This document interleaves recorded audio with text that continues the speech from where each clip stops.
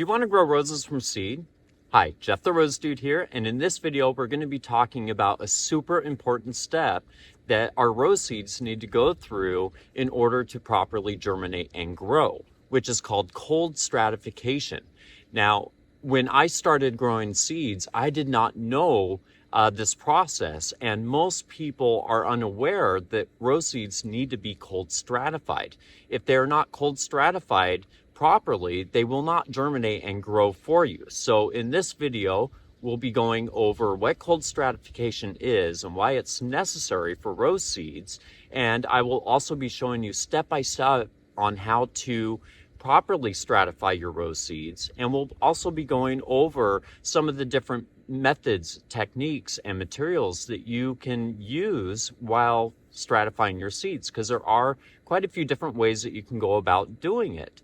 And then also afterwards, I will be answering a few of the most common questions that I get asked in regarding rose seed stratification. So stick around and watch the video, and then after this you will feel a lot more confident and comfortable in knowing how to properly cold stratify your rose seeds. So what is cold stratification? Cold stratification is just basically our seeds feeling like they have gone through a full winter. They will not germinate unless they have felt winter come and pass before they germinate and grow. Now, out in the wild, seeds are fully developed in ripe rose hips in the fall time, and if they start growing, then they will not be old or mature enough to be able to survive the freezing temperatures of winter. So they purposely wait until it starts warming up again for them to grow. That way they have the whole entire growing season to get old and mature enough to be able to survive winter on their own as a plant. And there are three main factors that go into proper cold stratification: moisture, temperature, and time. So let's talk about these three factors real quick. Moisture is needed because seeds are naturally going to have a hard shell. And if they are dry, then that shell is going to be too hard for your seed to push through when it's trying to germinate. Now, you also don't want it to be overly wet, as it can cause the seeds to end up rotting, right? So you want the seeds to just be nice and moist, not overly wet, but also not too dry. The next thing is temperature. Rose seeds do best when they are within 36 to 40 degree Fahrenheit temperature range, about the same temperature as what your refrigerator is in. And we'll go over using a refrigerator here in a little bit. But if it's too warm, then your seeds aren't going to feel like they have gone through a winter. But on the other hand, if it's too cold and your seeds are being frozen or they're permanently frozen, then that can start damaging the seed, and you may not get as great of a germination rate from that. So keeping it within that 36 to 40 degrees is cold enough to make them feel like they are going through a winter, but not so cold to where freezing temperatures can damage the seed. Then there's also time. Remember, we're trying to imitate and mimic nature as close as possible for the best results. So in nature, a regular winter is about 3 months long. So it is important that we try to stratify our seeds for 12 weeks. Any sooner than that, then your seeds may not feel like they have gone through a full winter, and they will not germinate yet because they think it's going to get cold again.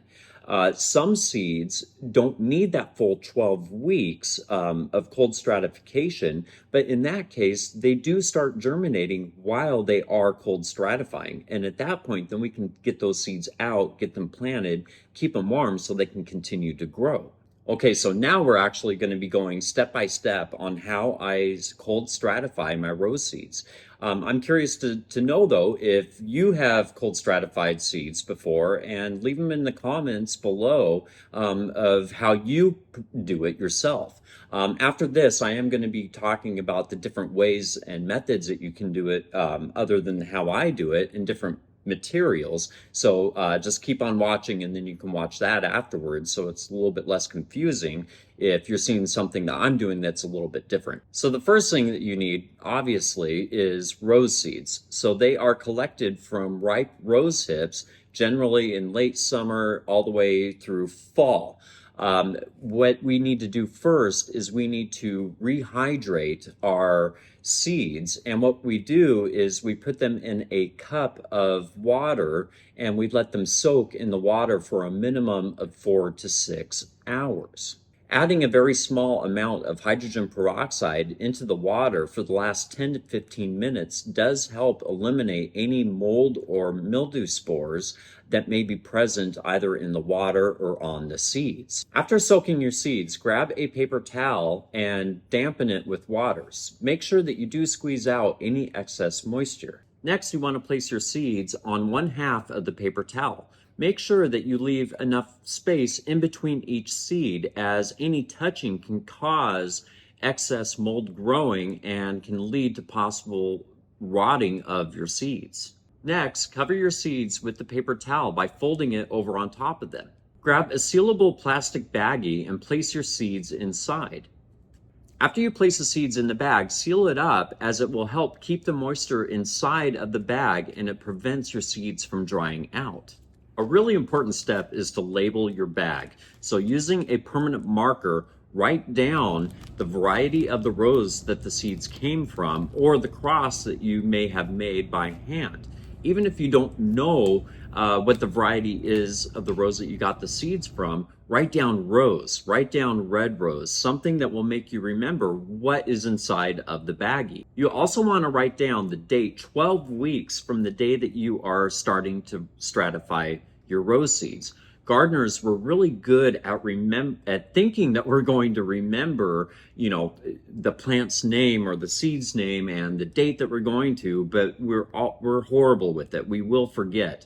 Funny story is that the very first year that I had grown seeds, rose seeds, I did not write a date down on the bag, and I cannot tell you how much trouble I had trying to remember how long my seeds had been in the refrigerator, and I didn't necessarily know when that 12 weeks was up. It gave me such a headache. So writing down a date on the bag is really going to help you out.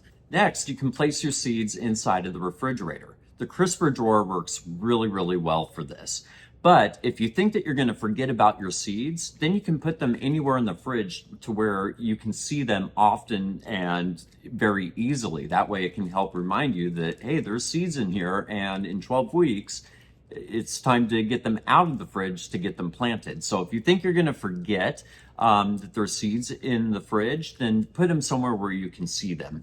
During the time that your seeds are in the refrigerator, it is important to check on them at least once every couple of weeks. Take the bag out of the refrigerator, open up the paper towel, and you're going to be looking for a couple of different things. The first thing that you're going to be looking for is if there is any mold growing either on the seed or on the paper towel. If you do notice any mold growing on the paper towel, then go ahead and grab a new paper towel and switch the seeds out and put them on the new towel, right? That's going to really help control the growth of excess mold growing. Another thing that you're going to be checking for is to see if any of your seeds have already germinated. Sometimes seeds can germinate right inside of the refrigerator while they are cold stratifying. If you notice any seeds that have germinated, you can go ahead and get that seed out and you can get them planted in soil and warm them up so then they can properly start growing, because once they start germinating, then they're ready to grow. If you leave them in the refrigerator too long, it's too cold for them and they're not getting exposed to any light. So they are likely to start stretching out and they won't make it if they're left in the refrigerator for too long after they have germinated. And after that 12 weeks is up, cold stratification is over, and you can now then get all of your seeds out of the refrigerator. You can get them planted and you're ready for them to start germinating and growing for you. Now we're going to talk about different methods and materials that you can use going about cold stratification. The way I showed you is not the only way to do it. Now, if you watch other videos before this, you may have seen that they do something a little bit different than me. If you watch a video after this, you'll notice that as well. And that can be really confusing. So there are a lot of different ways that you can go about it. The most important thing is for you to see what works best for you. So, maybe try doing a couple of different methods or using a couple of different materials at first to see what works best for you, which gives you the best success. Now, most of the materials and methods that I'm going to be talking about, I have done in the past. So I'm going to share with you what I like about those and also some of the things that I wasn't really crazy about or any problems that I have ran into using the different materials and methods. So the first thing that we're going to talk about is the materials that we use to keep our seeds moist while they are cold stratifying. So you did notice that I do use paper towels, which I do really like. Paper towels, the good thing about them is that they're readily available. We all have paper towels, so they're handy on hand for us to use. Another thing that I really like with paper towels is that it's easy to see the seeds and it's also easy to detect any mold that may be growing. So I really like the paper towels. Now, the biggest drawback with using paper towels is that I have found that mold does tend to grow faster on paper towels versus other materials. So if you are using paper towels, do make sure that you are checking on your seeds quite often, like I said earlier, at least once every couple of weeks to be able to tackle any mold and to prevent a big, huge mold outbreak to where your seeds can end up rotting from it. And I would say the second most common materials used for seeds is either vermiculite or perlite, which they both work really, really great.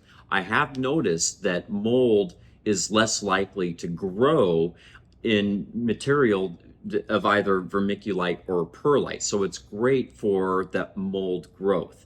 Now, the reason why I don't use vermiculite and perlite is because I have to go out and buy it. So I have to spend money, I have to spend time in getting these materials back to the house for me to use. I also am not thrilled with the fact that the seeds do blend in very well with vermiculite and perlite, especially vermiculite. Vermiculite is kind of, the gold flakes, and seeds blend in so well with it. So it is very hard to check on your seeds to see if any have germinated. And also, it is quite a lengthy and messy process trying to find all of your seeds and getting them out of that material when it's time to plant. You also want to not be too rough with it because you might damage any roots or any new growth that may have came from the seeds. So do be careful when using those materials. Another material that you can use is soil itself. So a lot of times people will plant their seeds in soil prior to cold stratification. The really great thing about that is after they are finished cold stratifying, you don't have to worry about planting them because they're already planted. The biggest drawback I have with that is the mold, especially the mold. Soil does like to grow mold very easily, especially when it's cold and damp. And once that mold is in the soil and around the seed, it's very hard to eliminate that, that mold unless you put the seed into, new soil, right? So I don't like it because of the mold issue. Also, another thing is that it is a lot more difficult to maintain an even moisture level within the soil. It can end up being too wet a lot of times, and then also it can end up drying out fairly quick as well. So keeping an eye on the moisture level of the soil can be a bit of a pain. Also, because I do use a refrigerator, I don't really like the idea of having a bunch of dirt in the refrigerator. Now we're going to talk about different things that we store our seeds in while they are cold stratifying. So as you noticed, I do like using plastic baggies because they are sealable and it is very easy to maintain a good moisture level within the paper towel and for the seeds. It also lays really flat in the refrigerator, and it's easy to write on the baggie, label it with the name of the seeds, the variety that it came from, and also the date. You can also use storage containers. Now, it can be a plus or a negative, depending on how you want to look at it, but it is a lot larger and it does take up a lot more space, especially in your refrigerator, using these containers. So if you think that you may forget about your seeds, then maybe a storage container would be a good idea for you to use instead of a baggie. But because it is so big, then it can take up a lot of room inside of your refrigerator. And if you do use vermiculite or perlite to put your seeds in while they're stratifying, storage containers actually work a lot better than in baggies. Now with cold storage, I like to use the refrigerator, and I will tell you that most people do use the refrigerator to stratify their seeds. The great thing about a refrigerator is that it stays at a perfect temperature for your seeds to go through stratification, and it's a nice controlled temperature. You don't have any wide temperature changes if they are in the refrigerator. Another place that you can cold stratify your seed is out in an unheated garage or in a shed. That way you don't have to use a refrigerator. But the problem with that is that you can't control the temperature. So it may be too warm for your seeds to feel like they are being, going through that winter, or it may be too cold to where they are getting frozen and getting damaged, and then you won't get as high of a germination rate. You can also cold stratify your rose seeds outdoors, especially if you're using soil and a container. But just like cold stratifying them in the shed or in the garage, you can run into those temperature problems where it may be too warm or too cold. The really nice thing, though, about starting them outdoors is you don't have to necessarily wait for 12 weeks. As it naturally warms up, the beginning of spring, then your seeds will naturally start germinating and growing on their own. Now, the most common question that I get asked is if you can leave your seeds inside of the hip and leave them on the plant during the winter for cold stratification. And the answer is really no, because there are a ton of fibers inside of the hip. And those fibers inhibit not only seed germination, but also inhibits your seeds feeling like they have gone through the winter. Also, leaving them in the hip can cause you problems where if the hip doesn't dry out completely, your seeds can start getting that mold and can start rotting inside of the hip while it's in there.